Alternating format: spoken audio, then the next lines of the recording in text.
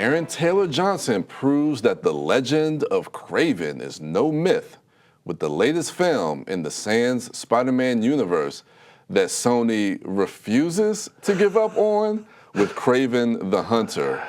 Brad, you could tell I wrote this before the news came out, right? So. But thank goodness for that news, because we don't have to suffer through any more of these Spider-Man-less films. Thank you. Kraven the Hunter, that's Kraven with a K, by the way. Oh, in Bryan. case we didn't know. Yeah, they do mention that. Yeah, it's Kraven with a K. That's very true. Special K.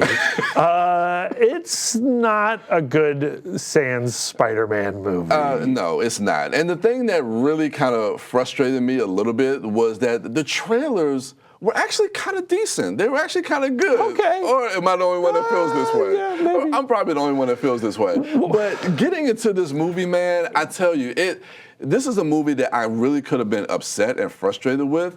The screening, I just have to tell about our experience. Okay. The watching this movie and how quickly the audience turned on this movie, this became probably one of the better experiences of watching a bad movie. I don't know if you remember the beginning of this film, but I turned to you after the opening action scene and I said, what if I actually end up really loving this? That's because right. The film starts with, Kraven, he's in this Russian prison. Yeah. He has to go kill this guy. The prison guards turn on him. Yeah. It's a fun, goofy a little bit, but it's a fun action beat. Yeah. And then we go 15 years or 16 years into the past. And we stay there for like the next 25 minutes. It felt like a comic book origin story movie from the mid-90s, and not a very good one. No. I cannot believe that J.C. Chandor directed this film. A Most Violent Year? Yeah, all is lost. Like this, Yes. He's an astonishing visualist, and this film looks ugly.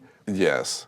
The script is humiliating. Dude, I kept turning to you during the screening, and I'm like, who wrote this movie? The dialogue is atrocious. And we've got great actors, And but they can only do so much with this dialogue. I'm like, this movie felt like it was written by a 12-year-old kid. And you had mentioned, like, maybe the script was written by AI. And you were right. And you said something that rings so true, that this movie thinks it's cooler than what it actually is. It thinks it's super cool. And I'm just like, I'm listening to this dialogue, and it doesn't make any of these actors look good. Every 6 lines is like David Caruso in NCIS Miami putting his sunglasses on. It's corny, it's hokey, it's embarrassing. I just have to mention, and if we spoil, we can't spoil anything.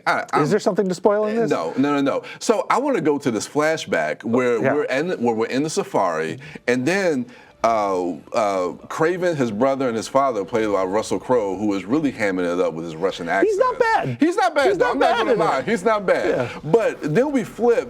On the other side of the safari is Calypso. Yeah. How many times can we say her name? A lot. A lot. So Yeah, her a lot. grandmother is talking to her, and she's saying her name Calypso. Yeah. Like every 5 minutes, Yeah. Calypso. Yeah. And I'm like, say it one more time, just in case we forgot her name. And I'm like, a fun drinking game. Take a shot every time you say Calypso. You'll have alcohol poisoning. This movie was horrendous. The park bench scene, where my. Kraven and Calypso are having a conversation. Wait, what was her name? Calypso. Okay. When they're having this conversation, and each back and forth, like the dialogue back and forth was like 3 words, 3 words, 3 words, 3 words, and it went so weirdly nonsensical so quickly, and that's when the crowd turned. Yes. And one person cackled at one of those 3-word sentences, and then the movie was dead. It was dead. The crowd just turned on it. Couldn't win them back. And just eviscerated this couldn't win them film. back. But the great thing about this movie, Bryan, is the second we stop talking about it on this episode, it's gone. This is gone in the wind. No one's gonna say Kraven with a K ever again. Do you remember the line when Calypso is in the building and she's like on the 20th floor. She looks down to the lobby. She looks down at the lobby and it's like, there's 5 men who look like they don't belong in here. They just got suits on. They got suits on. Everybody in the building has suits on. How do you know they don't belong Well, they here? were walking with purpose, Bryan, and she recognized that was a malicious intent. Oh my God! Yeah, man. no, I don't know. When we walked out of it, and we saw with the press crowd, press crowds tend to be pretty quiet, and they tend not to turn on movies. They definitely turned on this one. As we were walking out, and we were talking to the representative, did we like it? Thumbs up, thumbs down, that kind of thing. There was a group of people going like, oh, I had fun with it. It was entertaining.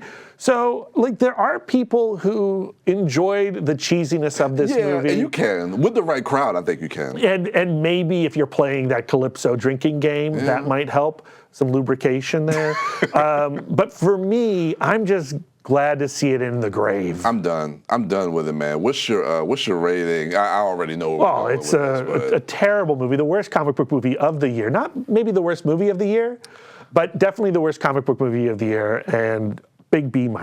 I'll say this about Sony. They're consistent.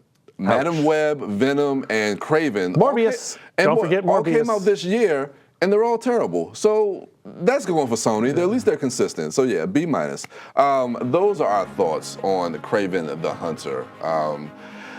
Thank God it's It can't hurt us anymore. No, not at all.